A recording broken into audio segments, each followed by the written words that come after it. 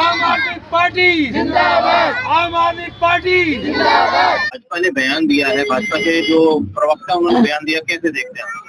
देखिए, भाजपा एक बहुत ही गिरी हुई पार्टी हो चुकी है। किसी भी आप नेता को देख लीजिए, जैसे शहजाद पूनावाला ने इस तरह से पूर्वांचलियों का अपमान किया।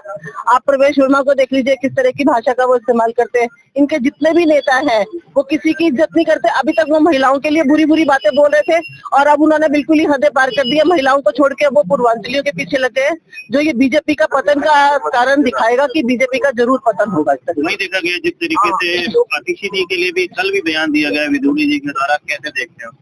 मैंने आपको जैसे बताया कि जो भी बीजेपी के नेता है उनकी बोली के पर उनकी लगाम नहीं है। वो हमेशा महिलाओं का अपमान करते रहे हैं और आतिशी जी हो चाहे प्रियंका गांधी हो, कोई भी हो, वो किसी के लिए भी कुछ भी बोल सकते हैं। तो उससे ही समझ में आता है कि इनके नेताओं को अगर हम अपना नेता बना देंगे तो हमारी महिलाओं के साथ क्या व्यवहार होगा। बिट्टू जी क्या कहेंगे, जिस तरीके से राजधानी दिल्ली में अब अलग अलग समाजों के ऊपर टिप्पणी हो रही है, पहले आतिशी जी के ऊपर बोला गया, अब जिस तरीके से पूर्वांचल के ऊपर बोला जा रहा है, कैसे? इसका मतलब है कि इस पार्टी की सोच ही यही है, जैसी सोच होगी वैसा ही बोला जाएगा। बड़ा दुख का बात है कि जो कहा गया कल राष्ट्रीय प्रवक्ता के द्वारा, और अभी तक उसके लिए किसी भी बड़े नेता ने आकर कुछ नहीं कहा। इसका मतलब उनकी सोच यहीं तक चलती है कि जितना किसी का भी अपमान कर सकते हो करो, कोई बोलने वाला नहीं है। वही सांसद जिसने संसद में इतनी बुरी बुरी बातें कही जो मुंह पर नहीं लाई जा सकती, और अब मंच पर खड़े होकर इस दिल्ली की मुख्यमंत्री जी के लिए और दूसरी बड़ी नेता के लिए कहना, तो मेरे ख्याल से शायद ये सोच ही दर्शाती है कि हमारी सोच, उस पार्टी की सोच जो है वो कहां तक जा रही है। जिस तरीके से पूर्वांचल समाज को लेकर बयान दिए जा रहे हैं, इसको आगामी दिनों में जो 5 तारीख को ये समाज इसका जवाब देगा। 5 तारीख को जवाब देगा।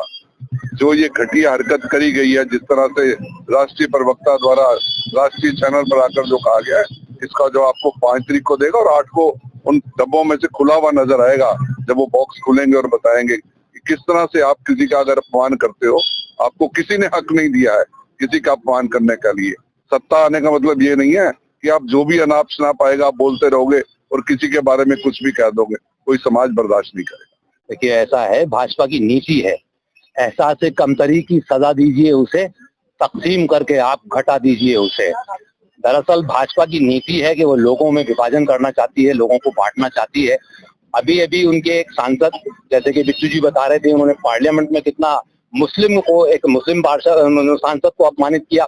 उनको टिकट न देके हमें लगा कि शायद कुछ समझ आ गई है मोदी जी को, लेकिन उसी व्यक्ति को दिल्ली की निर्वाचित मुख्यमंत्री के मुकाबले में खड़ा किया गया और फिर उसने उस मुख्यमंत्री का, जिसे दिल्ली के लोगों ने चुना है, उसका अपमान किया। फिर उसके बाद वो आदमी, पहले विदुषी जी कहते हैं ये वाली बात कि यहाँ से इन लोगों को भगा दो, यूपी वालों को भगा दो, बिहार वालों को भगा दो, और अब उनका राष्ट्रीय प्रवक्ता एक टीवी चैनल पर बैठकर इतनी घटिया बात पूर्वांचल के लोगों को कहता है। ये दिल्ली जो है ये संगम है, यहाँ पूर्वांचल के लोग भी हैं, यहाँ उत्तरांचल के लोग भी हैं, यहाँ राजस्थान के लोग भी हैं, यहाँ महाराष्ट्र के लोग भी हैं, और जहाँ आप खड़े हैं इसे संगम विहार कहते हैं। इस संगम विहार में तो हर जगह के लोग मौजूद हैं, इसीलिए ये संगम विहार है।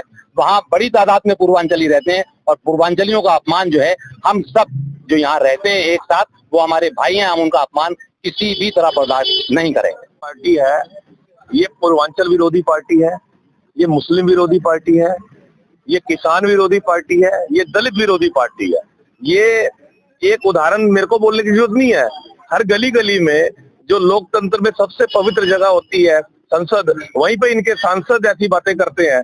तो मैं तो अब अपेक्षा करता हूँ कि जो विधानसभा आ रही है उसमें ये सारे के सारे हमारे भाई जवाब देंगे और बहुमत से आम आदमी पार्टी को लेकर आएंगे, और इन दलित विरोधी, पूर्वांचल विरोधी, किसान विरोधी और पूर्वांचल विरोधी पार्टी को, भारतीय जनता पार्टी को जूते के भाव मारेंगे। जी, वो तो ये सब गलत ही रहा है। हम बीजेपी के लिए इतना ही कहेंगे, एक महिला का अपमान करना अच्छी बात नहीं है।